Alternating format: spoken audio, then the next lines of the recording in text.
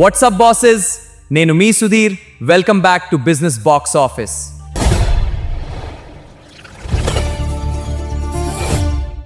Episode 4లో కేవలం 30,000 ఇన్వెస్ట్మెంట్తో నెలకి 1,20,000 క్యాష్ చేసుకునే కిరాక్ సమ్మర్ ఐడియా చూపిస్తా. Stay tuned to business box office.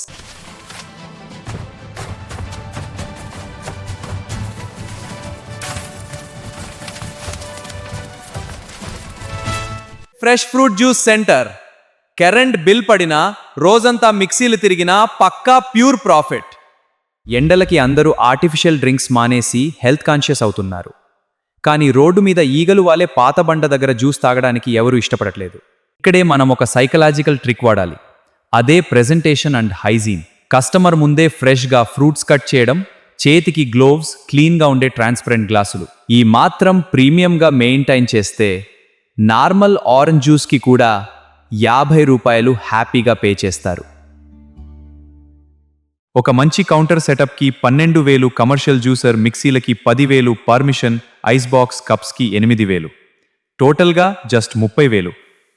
ఉదయం 4 గంటలకే హోల్సేల్ మార్కెట్కి వెళ్ళి పుచ్చకాయ, బొప్పాయి, బత్తాయి లాంటి ఫ్రూట్స్ బల్క్గా తెచ్చుకోవాలి. ఈ మాత్రం ప్రీమియంగా మెయింటైన్ చేస్తే నార్మల్ ఆరెంజ్ జ్యూస్కి కూడా 50 రూపాయలు హ్యాపీగా పే చేస్తారు. ఒక గ్లాస్ జ్యూస్ తయారు చేయడానికి 15 రూపాయలు పడుతుంది. కానీ మనం అమ్మేది 40 నుండి 50 రూపాయలకి.